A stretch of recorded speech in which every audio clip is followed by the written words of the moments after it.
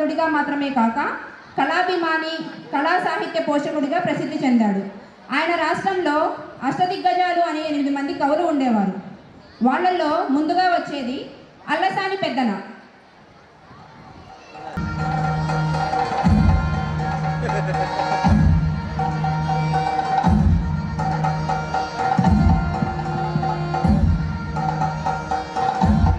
అల్లసాని పెద్దన మను చరిత్ర రచించారు. నంది తిమ్మన,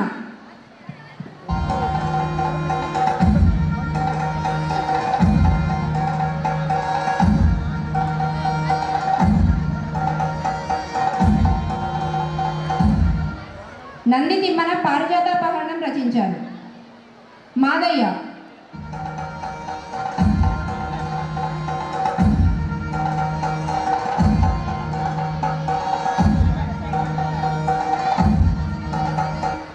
మాదయ్య రాజశేఖర చరిత్రను రచించారు. అయ్యల రాజా రామభద్రుడు,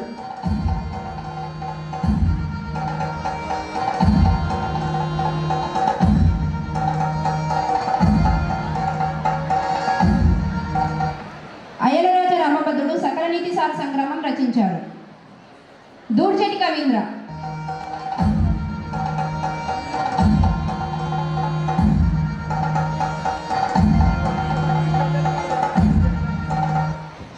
దూర్జటి కవీంద్ర శ్రీకాళహస్తీశ్వర మహాత్యం, కాళహస్తీశ్వర శతకం రచించారు. పింగళి సూరన,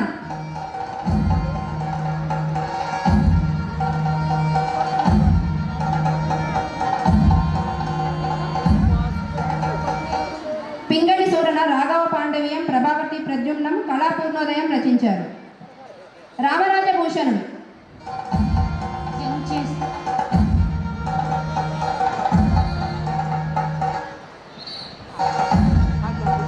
రామరాజభూషణుడు వశ చరిత్ర రచించారు.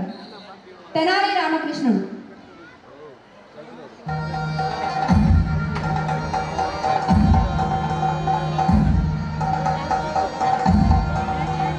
తెనాలి రామకృష్ణ పాండురంగ మహత్యం, ఘటికాచల మహత్యం రచించారు. ఈయనకి కాస్త వెటకారం ఎక్కువ, చమత్కారం కూడా ఎక్కువే. శ్రీకృష్ణదేవరాయలకి అత్యంత ఇష్టమైన కవి ఈయనే మరి. రాజాది రాజా రాజమార్తాండ శ్రీ శ్రీ శ్రీ శ్రీకృష్ణదేవరాయల వారు ఏం చేస్తున్నారు?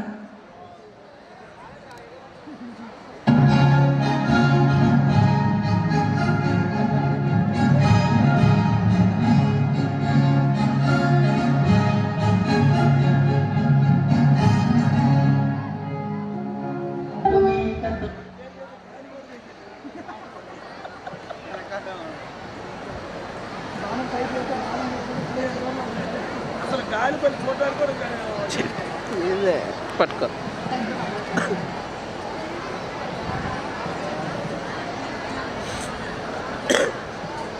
సభ ప్రారంభం కానున్నది.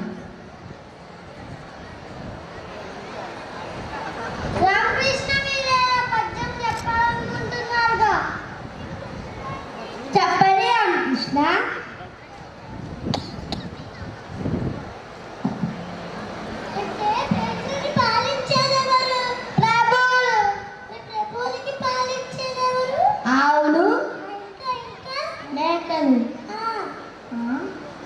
ఏమిటి మేక మీద పద్యమా?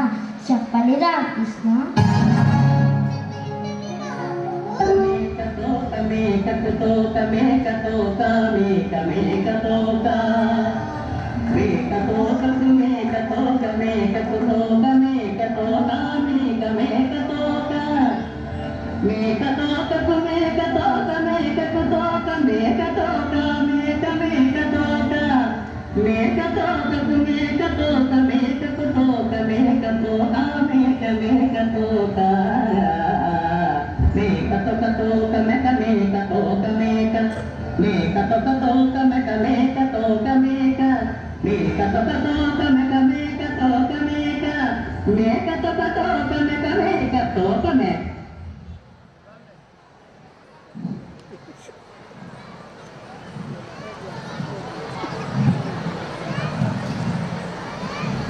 బలరామకృష్ణ కవి మానవుకి ఇచ్చిన సత్కారం పొందండి. ఇవన్నీ ఇప్పుడు ఎందుకులే అండి.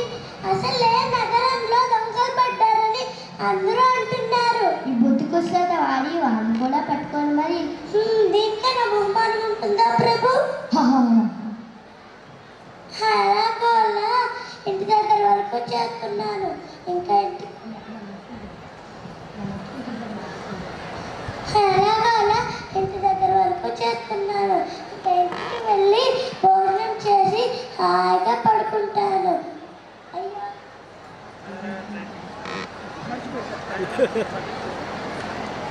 అయ్యో, ఈ మొక్కలు ఎలా ఎండిపోతున్నాయే.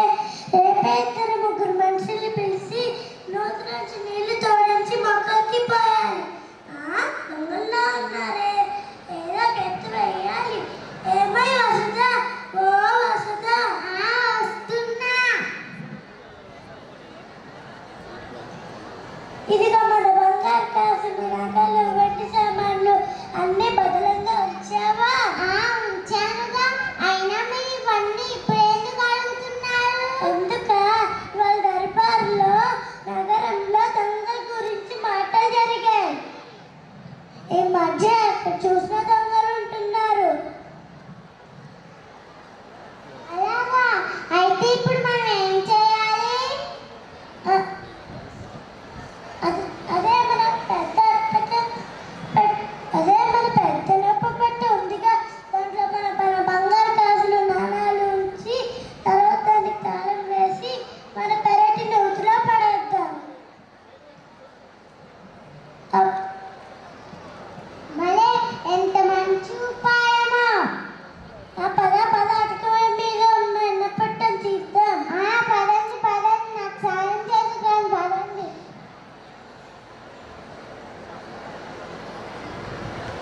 ఇదిగో వసత, మన పెరట్లో కొందరు దొంగలు దాగున్నారు. ఏమిటి మీరు అంటున్నది? అవును, నేను వాళ్ళకి వినపడాలని గట్టిగా గొంతెత్తి మాట్లాడాను. ఇప్పుడు ఈ పెట్టెలో తెలియజాలను పెడదాం, తర్వాత రోజులో పడేద్దాం. అప్పుడు చూద్దాం ఏం జరుగుతుందో. అలాగే, ఇప్పుడే తిరగలాలని తీసుకొద్దాం, పదండి.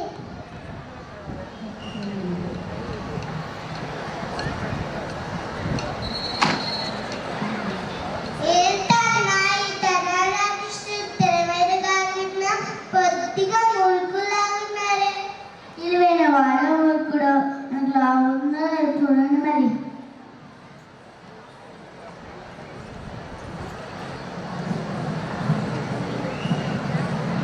అబ్బాయి, పెట్టె చాలా బరువుగా ఉంది, జాగ్రత్తగా పట్టుకోవద్దా?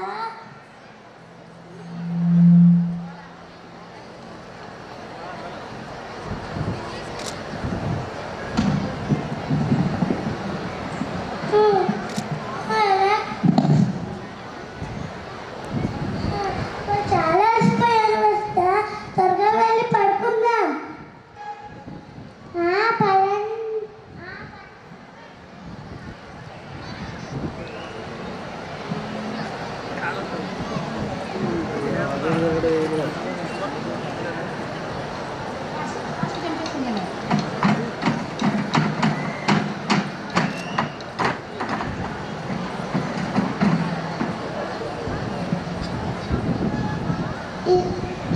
అరే, ఇదిగో నూతిలో దిగుతాను, పెట్టెను బయటికి తీస్తాను.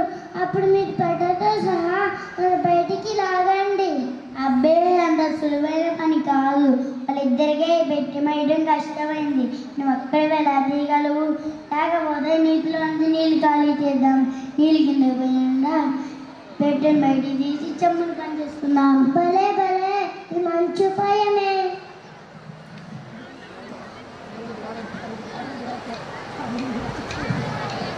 నూతిలోంచి నీళ్లు ఖాళీ చేద్దామని నిశ్చయించుకొని దొంగలందరూ నీళ్లు తోడడం మొదలుపెట్టారు.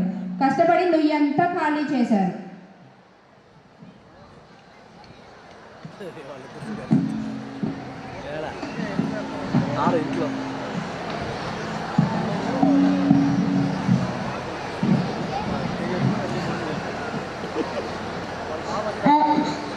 ఈ పెట్టె చాలా బరువుగా ఉంది. తినాలిగా ఉన్న పెట్టె బరువుగానే ఉంటుంది.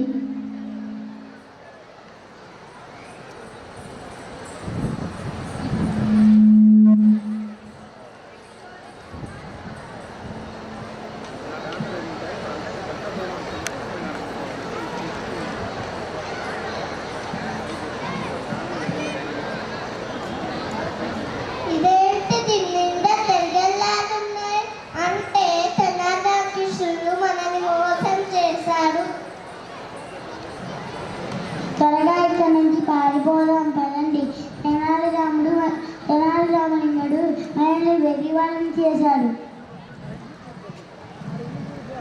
ఆ తర్వాత దొంగలు పాపం ప్రాణాలని గుప్పెట్లో పెట్టుకొని పారిపోయారు. పారిపోయే దొంగల్ని చూసి రామలింగయ్య వసుధ నవ్వుకున్నారు. ఎందుకంటే రామలింగయ్య దొంగలకు మంచి గుణపాఠం నేర్పించారు.